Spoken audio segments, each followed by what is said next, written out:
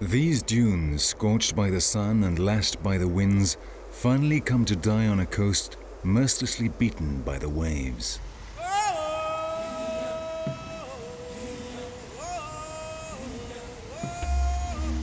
The same coast which, for centuries, the sailors who plied the commercial routes between Europe and the West Indies feared, respected, and above all avoided.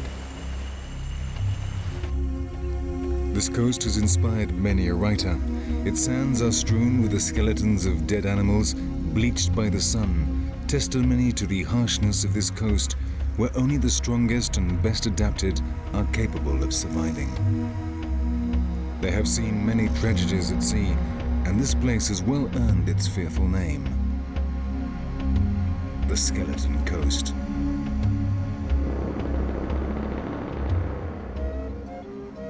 Not so long ago, the white man also tried to adapt to this dry land. They came here lured by the promise of untold riches, the diamond deposits. But nature proved stronger, and they soon had to admit defeat. Entire towns were abandoned overnight as they fled from the terrors of the desert. These ghost towns still provide the greatest evidence of the hostility of this dry land.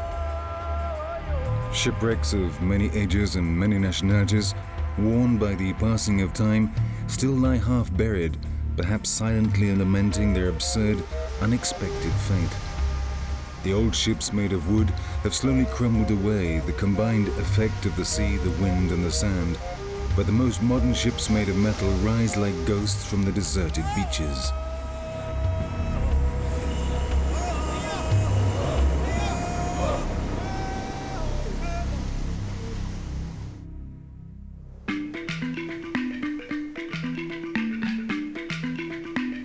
The Skeleton Coast marks the limit of a desert which covers a narrow strip, no wider than 200 kilometers, running from southern Angola to the Orange River, the border with South Africa.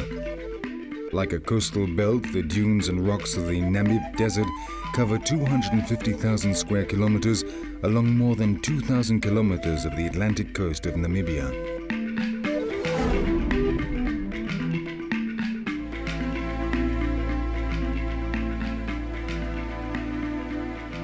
The Namib is one of the oldest and most arid deserts in the world. Its mountains were witnesses to the cataclysms of the Jurassic Age, when the supercontinent Gondwana split apart, creating new land masses, among them southern Africa. Just a few kilometers away, enormous dunes over 300 meters high transformed the landscape, making it unrecognizable. That is the Namib, a constantly changing desert, a dry land where life lies in hiding.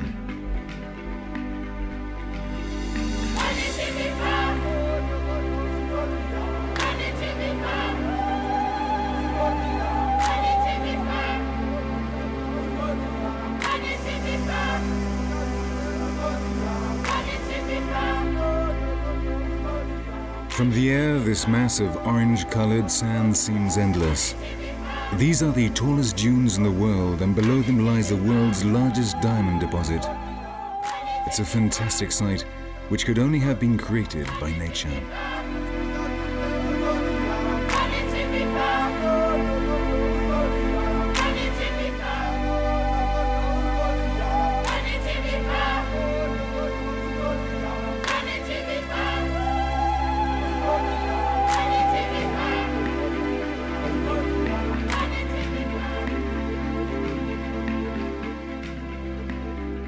As the light changes, the dunes of the Namib take on 1,000 different hues of spectacular beauty.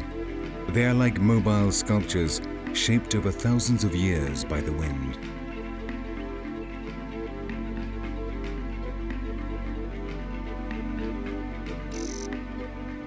The underground rivers provide just enough water for the odd acacia, adding a not quite adequate green to the symphony of crude colors dotted across the landscape.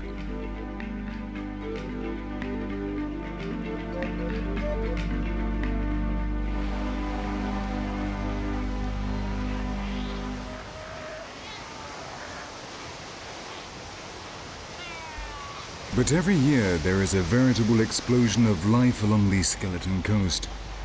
In October, the sea lions come to these coasts to give birth. The cold Benguela current, which travels up from the glacial Antarctic Ocean and along the southwest coast of Africa, carries with it a considerable quantity of nutrients. The sea is soon swimming with fish, and these attract the sea lions, which are the final link in this particular food chain.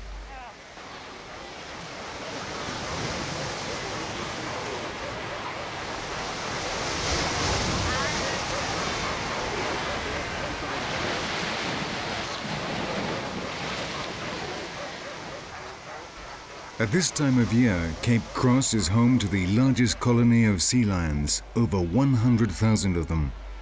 Outside the breeding season, males of the species are rarely seen. They start to arrive at the end of October in order to mark out their territory. They are well fed when they arrive and can weigh up to 400 kilos. But in the course of 6 weeks, they will expend a considerable amount of energy defending their territories and protecting the females, and can lose up to 200 kilos.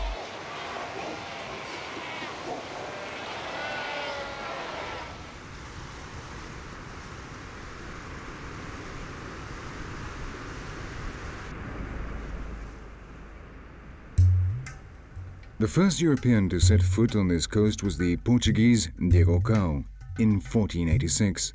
A year later, another Portuguese navigator, Bartolomé Dias, with his 3 ships, sailed into the bay seeking protection from a storm. After many attempts, he finally managed to land and named the bay Angra Pequeña, Small Cove.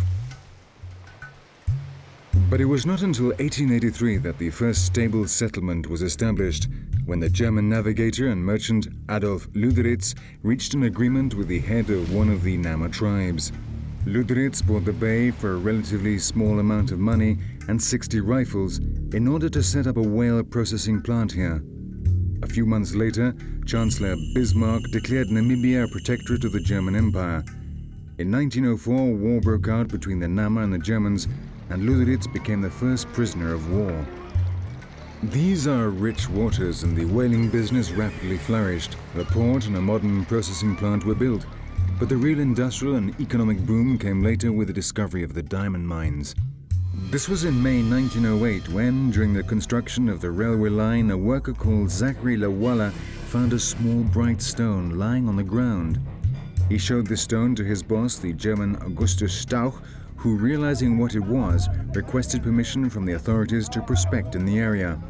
The news spread like wildfire, and soon merchants, adventurers and fortune seekers began to arrive in Luderitz. In just 4 years, the town was transformed from a small remote fishing port into one of the most important cities in southern Africa.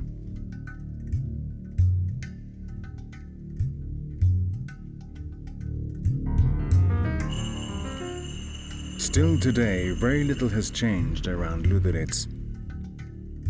The most prosperous businesses are still where they were 100 years ago and are still run by the descendants of those first colonists.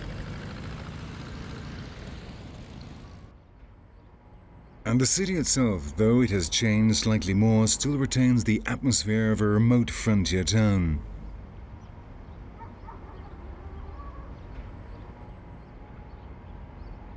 Luderitz is today a sleepy, somewhat surrealist German colony. Just like a typical small Bavarian town, but transposed to one of the most remote corners of southern Africa, where the wind blows furiously all year round.